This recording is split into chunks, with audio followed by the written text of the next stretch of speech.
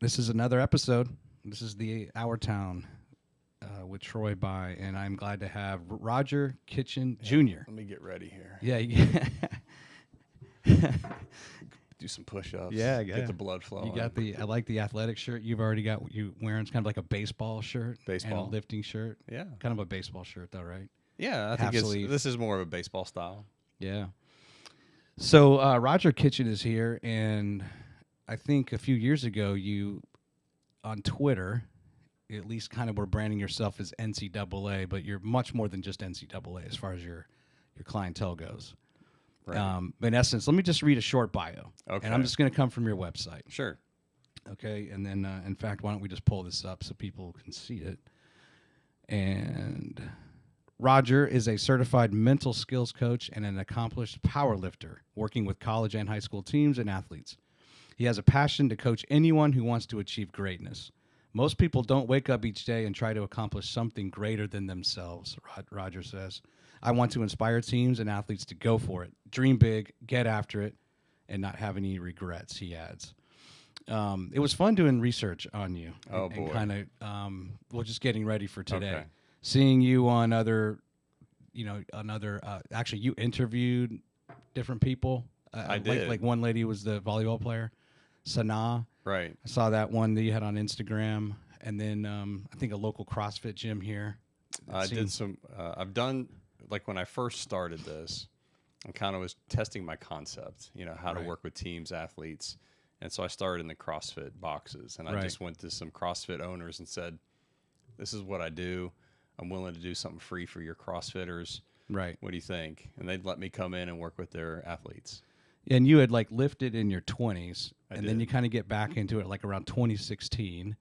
You're at That's true. work, and I think you're probably talking with a lot of times hey, how was your weekend? And you're talking to your buddy, your cubicle mate, your office mate, whatever.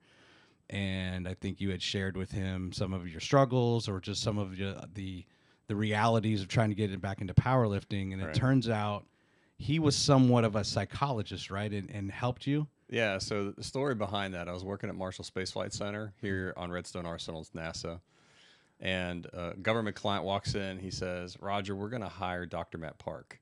He's a sports psychologist that I know from California. He's going to come in and help us work with, do organization development, train teams, work with leaders."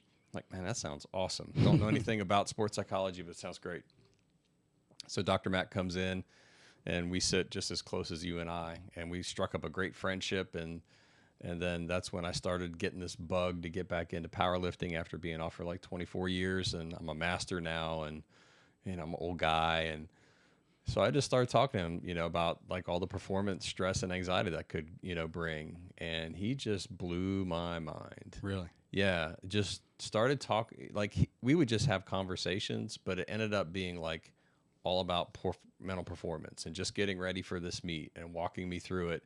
But it wasn't like anything systemized or structured or anything. It was just conversation. And so then I did the meet and things went well. And I was just like, man, I was like, every power lifter needs this. And I was like, nah, like every power lifter and CrossFit athlete needs this. And then I finally was like, every athlete needs this. So real quick, before that first meet, Mm-hmm. you were able to apply some of what he was kind of preaching to you. Absolutely. And you yeah. saw an immediate result. Absolutely. What were some of those foundational things he shared? A lot of it was positive mindset. So around learning to control what you can control. Mm-hmm. And that's huge for athletes, because when you think about when you start getting nervous and anxious and butterflies hit, and what you don't realize is you're probably in that what if, or what if this happens, or what if that happens, or you're thinking about, well, if I don't hit this lift, or I don't make this shot, or whatever your sport is. Mm-hmm. And he had just kind of walked me through how to maintain more of a positive mindset through that, what to think about, what not to think about, just the power of positive self-talk. And I think that's just really learning how to reframe things in the turn, when stress does hit, what do you do with it? Mm-hmm. Having a plan to manage it. And I was nervous, but the nervousness, if it was like up here, now was down here. I mean, there's still room for the nervousness to be there, but you're just managing it in a better way. Mm-hmm. And so that just kind of started the powerlifting journey back again. And I think I'm in year 7 or 8 now, competing state level. I've done a national meet, done a North American meet. Right now I'm number 10 in the U.S. for my age and weight class. And so it just, Wow. I take everything. I always joke with people, I was my first client.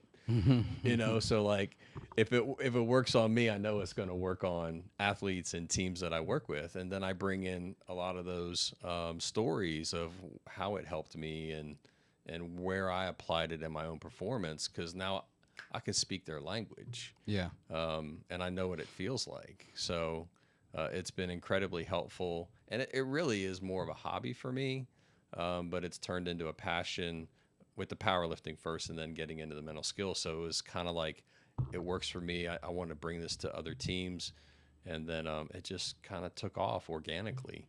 Actually, my first client, Matt and I had, we started this together, and then he broke off and did he has his own performance academy, was James Clemens. Oh, really? Yeah. So we cold called everybody. We just did an email blast to a bunch of high schools, and like nobody answered. It was like crickets. I was like, okay, where's this going to go? And then the AD director, who's not there anymore, he reached out. It was Dr. Clayton, who I think just left to go somewhere else. They said, hey, we're interested. Just come in and talk to us. We want to learn more. So we went in and said, this is who we are. This is what we do. This is how we can help athletic program. And that started it all. And the first team over there was swimming and diving. Yeah. Actually, what I did is I went in and did a coach's workshop. And I basically taught them mental skills 101 with the coaches.